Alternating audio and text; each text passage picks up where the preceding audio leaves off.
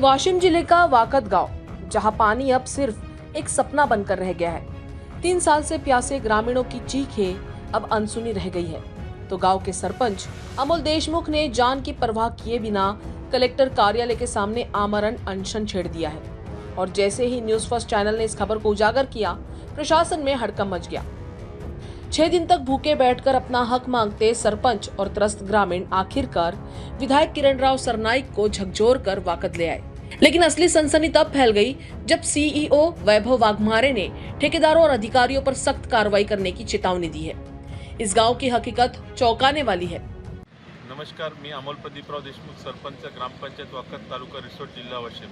आज आम्हाला 6वा दिवस आहे। आम्ही जिल्हाधिकारी कार्यालयासमोर उपोषणासाठी बसलेलो आहे। आमचं उपोषणाचं कारण म्हणजे धरणावरून आमच्या गावामध्ये पाणी आणणं, जल जीवन मिशन अंतर्गत व ठेकेदारावरती कारवाई होणं। आज सकाळी सर्वप्रथम म्हणजे या 6 दिवसांमध्ये फक्त आमदारापैकी शिक्षक आमदार माननीय किरणराव सरनाईक साहेब हे येऊन यांनी आम्हाला भेट दिली व त्यांनी भेट देत असताना त्यांनी जिल्हा परिषदचे मुख्य कार्यकारी अधिकारी यांच्यासोबत फोनद्वारे त्यांनी बोलणंसुद्धा केलं आणि फोनद्वारे बोलत असताना त्यांनी प्रशासनाचे कान उघडणीसुद्धा केली की 6 दिवस झाले उपोषणासाठी सरपंच, उपसरपंच, ग्रामपंचायत सदस्य व गावकरी मंडळी इतके दूरवर येऊन इथं उपोषण करत आहे आणि तुम्ही त्यांची दखल का घेत नाही आहे। आणि त्यांच्या बोलण्यावरून लगेच ताबडतोब सरांनी, सीओ सरांनी वाकद इथे एक्झिक्युटिव्ह इंजिनियर जे पाणी पुरवठ्याचे जे एक्झिक्युटिव्ह इंजिनियर आहेत त्यांना पाठवायचं त्यांना आश्वासन फोनद्वारे दिलं आणि त्यांनी सांगितलं की गावामध्ये तर पाणी सुटलेलं आहे। आणि मी ज्यावेळेस त्यांना विचारणा केली फोनद्वारे सरांनी की पाणी जर सुटलं तर हे तुम्हाला कोणी सांगितलं, तर सीओ सरांनी सांगितलं की आम्हाला हे आमचे जे त्यांचे जे अभियंता आहेत त्यांनी सांगितलं व पेपरमध्ये सुद्धा बातमी आली।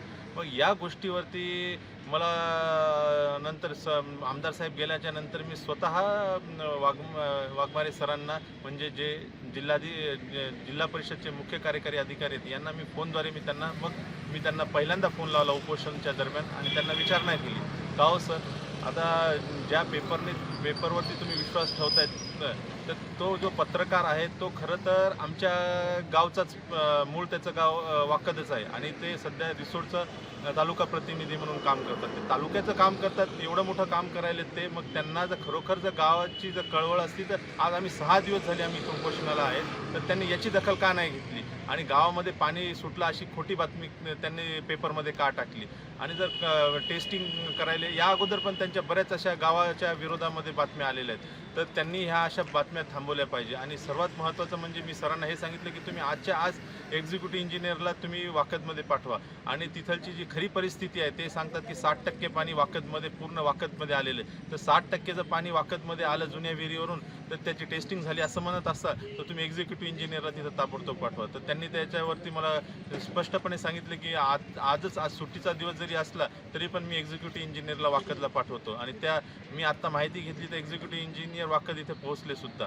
परंतु परत एक प्रश्न पडला की मी त्यांना क्लिअर सांगितलं की माझं जे उपोषण जे आहे ते ते धरणावरून जोपर्यंत पाणी वाकदला येत नाही त्यासाठी माझं उपोषण आहे, तर त्यावरती उपाययोजना म्हणून तुम्ही काय करसाल। तर त्यांचं असं म्हणणं पडलं की आम्ही ठेकेदाराला इस्टिमेटमध्ये नसल्या कारणाने आम्ही त्याला सक्ती करू शकत नाही फ्लोटिंग मोटारची, नाही तर आज जर फ्लोटिंग मोटार ठेकेदाराने जर धरणाच्या पाण्यावरती टाकली तर आज आमचं उपोषण सुटते आणि गावामध्ये पाणी येते। मग माझा एक प्रश्न सरांना होता की जर इस्टिमेटनुसार आणि सर्व शासनाच्या निर्णयानुसार जर काम झाले आहेत का याची तुम्ही दखल घेतली का, कारण की जर तसं जर असतं तर आज सगळ्यात अगोदर धरणावरचं काम झालं असतं आणि धरणावरचं काम जर झालं असतं तर आज आम्हाला उपोषणाला बसायचं काम नसतं पडलं। आणि जर ठेकेदार जर एवढा जर शासन निर्णयाप्रमाणे आणि इस्टिमेटने जर काम करत असेल आणि अधिकारी त्यांच्याकडनं जर काम करून घेत असतील तर तुम्ही 100% त्याच्यामध्ये लक्ष घालायला पाहिजे वाकदच्या प्रकरणामध्ये, आणि त्यांनी शासन निर्णयाप्रमाणे काम केलं की नाही याची तुम्ही शहानिशा करायला पाहिजे. त्यावरती सरांनी सांगितलं की मी 100% त्यामध्ये लक्ष घालेल, आणि जे कोणी दोषी असतील जर त्यांनी शासन निर्णयाप्रमाणे किंवा कुठे त्यांनी बिना म्हणजे टेस्टिंग करता जर त्यांनी जर पैशाचा जो गैरव्यवहार केला असेल तर ते जर समोर आलं तर त्यांच्यावरती मी 100% कारवाई करेल. तर माझं असं म्हणणं आहे ती कारवाई तर होतच राहील, पण आज आमच्या गावामध्ये जे महिलांवरती व लहान मुलांवरती जे पाणी आणण्याचं जे संकट आलेलं आहे आणि आता उन्हाळा येणार आहे, आम्हाला त्या जुन्या विहिरीचं जर तुम्ही जे पाणी पाजायचा जर प्रयत्न करत असाल तर मी तुम्हाला आजच सांगू इच्छितो की जे जुन्या विहिरी म्हणजे हे थोडक्यात रांजण आहेत, ते एकदा उपसल्याच्या नंतर त्याला पाणी परत येत नाही. आणि महिलाएं 3 से 4 किलोमीटर तक पैदल सफर कर बच्चों के साथ पानी के लिए भटकती है, और इसी बीच एक पत्रकार ने पानी पहुंचा की झूठी खबर दिखाकर आग में घी डाल दिया. गुस्से में उबलते ग्रामीणों ने अधिकारियों को जमकर खरी खोटी सुनाई जब वे निरीक्षण के लिए पहुंचे. सीईओ ने ग्रामीण जल संसाधन विभाग के अभियंता अजिंक्य वानखेड़े को तुरंत गांव भेजा. लेकिन सवाल उठता है, क्या ये कदम सिर्फ दिखावा है या वास्तव में वाकद की प्यास बुझ पाएगी? सरपंच अमोल देशमुख की धमाकेदार घोषणा, जब तक गांव के हर नल से पानी नहीं बहेगा मेरा अनशन खत्म नहीं होगा. वाशिम से न्यूज फर्स्ट के वरिष्ठ संवाददाता विनोद तायडे की रिपोर्ट. अगर आप ये वीडियो YouTube पर देख रहे हैं तो हमारे चैनल को सब्सक्राइब कर बेल आइकन दबाएं.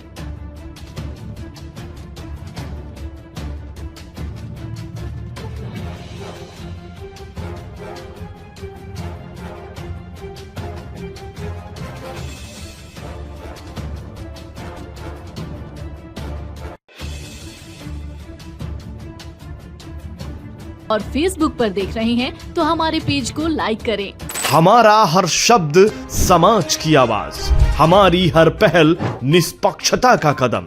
आपकी हर समस्या में आपसे पहले दिखेंगे हम हैं न्यूज फर्स्ट. ईश्वर का सच, हमारा साहस और आपका विश्वास. सच, साहस और विश्वास.